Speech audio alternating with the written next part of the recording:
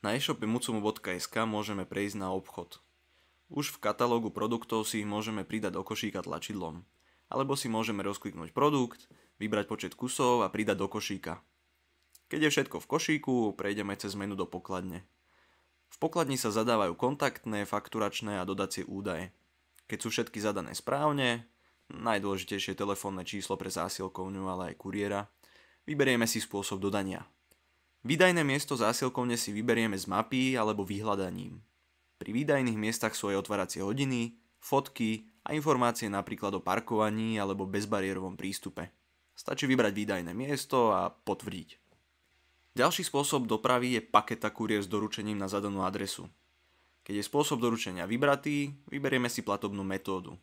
Platba kartou, Google Pay a Apple Pay, prípadne konkrétne banky. A už si stačí odsúhlasiť a samozrejme prečítať všeobecné obchodné podmienky e-shopu. Platba kartou, Google a Apple sú najčastejšie. Ak si platbu v pokladni vyberieme a kontaktné údaje sú zadané, potvrdíme objednávku. Dostaneme sa na platobnú bránu Besteron. Podľa zariadenia ponúkne aj Google alebo Apple Pay, ale teraz platíme kartou.